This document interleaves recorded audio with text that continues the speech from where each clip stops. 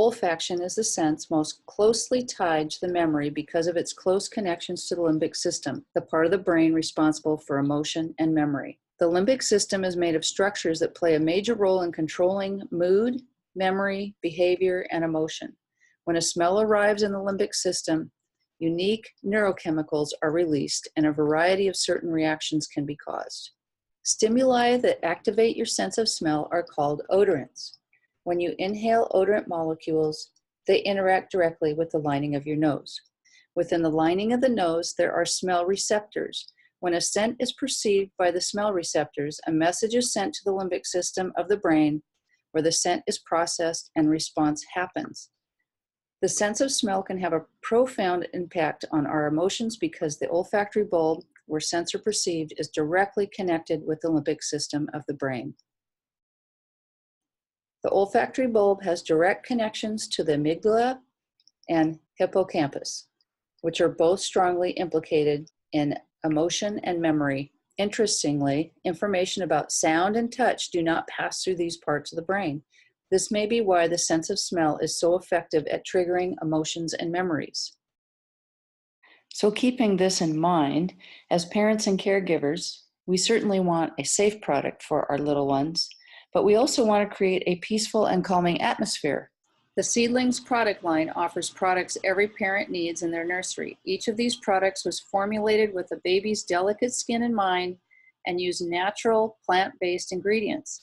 The line is hypoallergenic and vegan-friendly, except for the over-the-counter diaper rash cream, which uses beeswax. It is, however, vegan-friendly. The Seedlings line has also been dermatologist tested and pediatrician reviewed. The needs of infants and children are significantly different from those of adults and should be considered when selecting products that will affect them. For example, babies may have disproportionate exposures to toxins because pound for pound, they consume more food, water, and air than adults do. Infant development leads to babies putting everything they can into their mouths. So no matter how hard you work to avoid it, anything you put on or near your baby's hands will likely end up in his or her mouth. Due to the rapid rate of growth and development, babies have significant windows of vulnerability where their development can be permanently altered by exposure to chemicals and toxins. Even subtle damage to developing babies can lead to disease later in life. Perhaps you've thought, but it's such a small amount, as you've used commercial personal care products. It's easy to ignore the harsh chemicals and toxins in the products we use when the amounts are minuscule. But before you reach for the next commercial product at the grocery store, consider bioaccumulation. Bioaccumulation is also known as body burden, and it is the buildup of harsh chemicals and toxins in the human body. These harsh chemicals are found in many commercial personal care products, albeit of very small amounts, so the accumulation occurs over time. Since we know that some harmful chemicals build up in our bodies over time, the impact may not be evident until long after the exposure. We also know that some chemicals have more impact on our bodies during certain periods of time, such as when we're in the womb, during infancy, and during puberty, and that even tiny doses can be potent. To reduce the potential for bioaccumulation, it is vital to select the purest possible products to use on your babies. The physiological structure and composition of a baby's skin differ from that of an adult. In babies, the stratum corneum, or top layer of skin, is thinner and other layers of the epidermis are not completely formed. These structural differences contribute to the vulnerability of an infant's skin. In addition to structural differences, infant size plays a significant role in product absorption. While their skin allows more product to be absorbed, a small amount of product goes further. The amount of product that would be adequate for an adult's hands could cover a baby's entire body. The Environmental Working Group has developed a list known as the Dirty Dozen, comprised of 12 harmful chemicals commonly found in personal care products and household products that they recommend people avoid. The following 10 ingredients should be avoided specifically in baby products. Synthetic fragrances. In addition to being synthetically developed, we do not often know what chemicals are being used to create the fragrance. Trade secret laws allow companies to keep this information private. Parabens are generally used as preservatives in personal care products. They are suspected endocrine disruptors and may interfere with reproductive organs. In the ingredients list, be wary of parabens, benzoic acid, or propylene ester. Phthalates are also used in personal care products as preservatives. In addition to possible endocrine disruption, they can lead to allergies, asthma, and other health issues and could be a possible human carcinogen. You can see the list here. Since there's such long names, I don't even know if I can pronounce them. So take a good look at those, and those are the things you're going to want to look for on the labels. So 1,4-dioxane and ethylated sulfocates.